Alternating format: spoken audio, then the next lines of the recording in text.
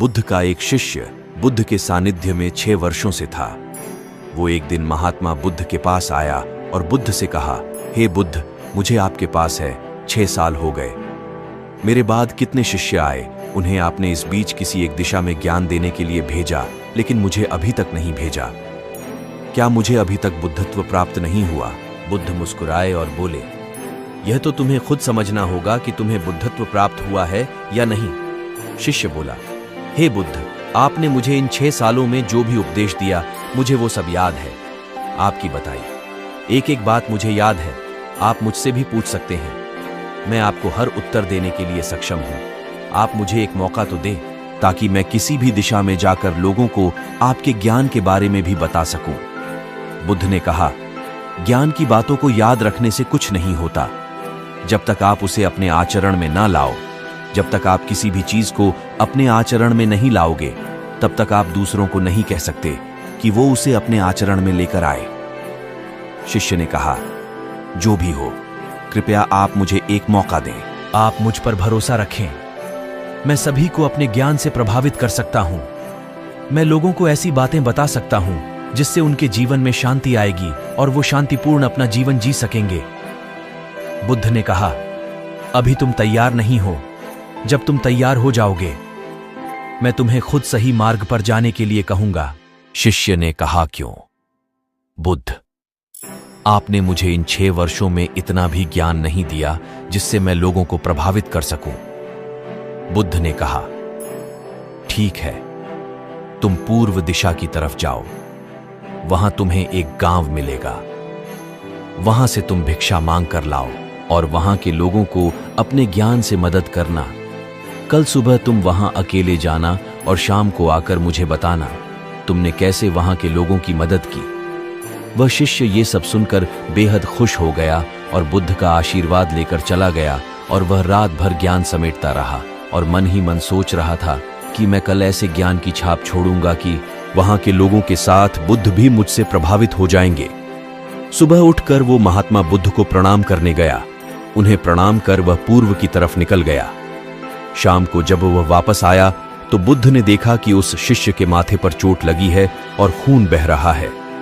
बुद्ध ने उसे पट्टी की और पूछा, तुम्हें यह चोट कैसे लगी? शिष्य ने कहा कि बुद्ध, वहां के लोग बेहद दुष्ट हैं। उन्हें जरा भी बुद्धि नहीं है। मैं उस गांव में भिक्षा लेने गया, पर किसी ने मुझे भिक्षा नहीं दी। सब मुझे गालियां दे रहे थे। एक व्यक्ति ने तो मुझे भी भिक्षा तो दी, लेकिन नीचे फेंक कर और कहा, इसे उठा लो। मैंने उन्हें काफी समझाया, लेकिन वह मेरी बात सुनने को तैयार ही नहीं थे। उल्टा उन्होंने मेरे साथ हाथापाई की, जिससे मुझे चोट लग गई। हे बुद्ध, आप मुझे दूसरी जगह भेजें जहां के लोगों में बुद्धि हो, इस तरह ना हो। बुद्ध उसकी बात सुनकर मुस्कुराए और बोले कि अगर तुम्हें दूसरे गांव में भी ऐसे ही लोग मिले, तब तुम क्या करोगे? शिष्य ने कहा, हे बुद्ध, ऐसे लोगों को कोई ज्ञान नहीं दे सकता। वह लोग अज्ञानी हैं, उन्हें कौन समझाए? बुद्ध ने कहा, वह लोग अज्ञानी नहीं बल्कि ज्ञानी हैं। उनके पास बहुत बुद्धि है, परंतु उनके पास खुद का ज्ञान है। अब अगर तुम किसी दूसरे के ज्ञान को चोट पहुंचाओगे तो वह कुछ तो कहेंगे ही। तुम्हें ऐसे लोग हर जगह मिलेंगे, तब तुम अपना ज्ञान उन्हें कैसे दोगे?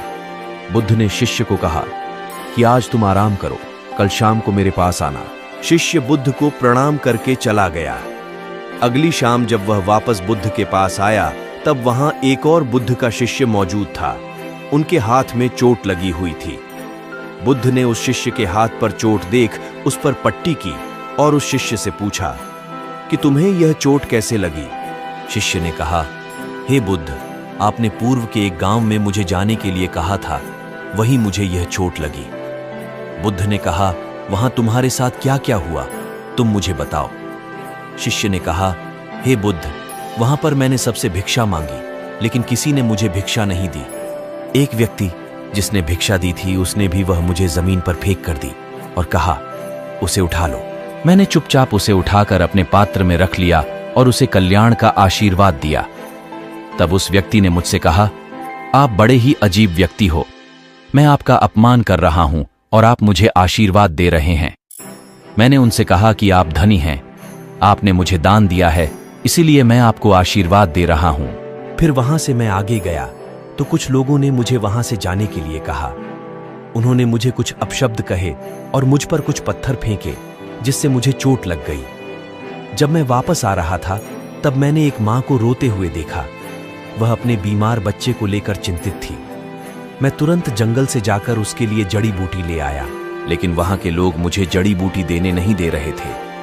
फिर मैंने उनसे विनती की कि वह मुझे उस बच्चे का इलाज करने दें। उसके बाद वो जैसा कहेंगे मैं ठीक वैसा ही करूंगा।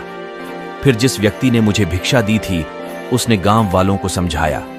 तब उन्होंने मुझे उस बच्चे को जड़ी बूटी लगाने दी। उसके बाद वह बच्चा ठीक हो गया।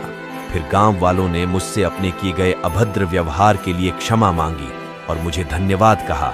फिर मैं वहां से वापस आ गया। हे बुद्ध, आपसे एक विनती है। उस गांव के लोग बहुत भोले भाले और सीधे हैं। क्या मैं रोज उसी गांव में जाकर भिक्षा मांग सकता हूं?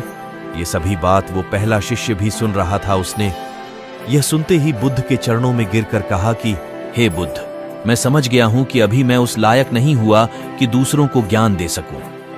बुद्ध ने कहा, हमें बाहर वैसे ही लोग दिखाई देते हैं जैसे हम भीतर से होते हैं।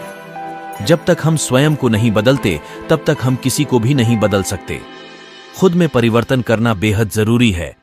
कोई भी बात बताने से पहले उसे आचरण में लाना बेहद जरूरी है, क्योंकि आचरण में लाई हुई चीज को बताना समझाना बहुत आसान होता है और उसे लोग बेहद आसानी से अच्छे से समझ पाते हैं।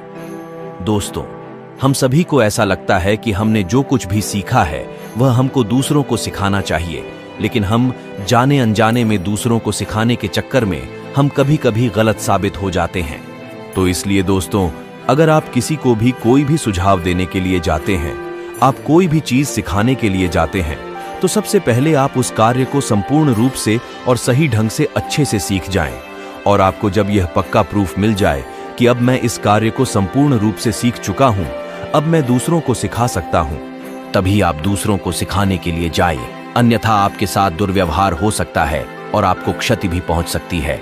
दोस्तों, आशा करता हूं कि आपको महात्मा बुद्ध की ये कहानी पसंद आई होगी और इस कहानी से आपके जीवन में एक सकारात्मक प्रभाव पड़ेगा। महात्मा बुद्ध की ऐसी ही प्रेरणादायक कहानी सुनने के लिए हमारे YouTube चैनल बोधि एरिना को सब्सक्राइब जरूर करें और बेल आइकन दबाकर अपने मित्रों को जरूर शेयर करें। नमो बुद्धाय।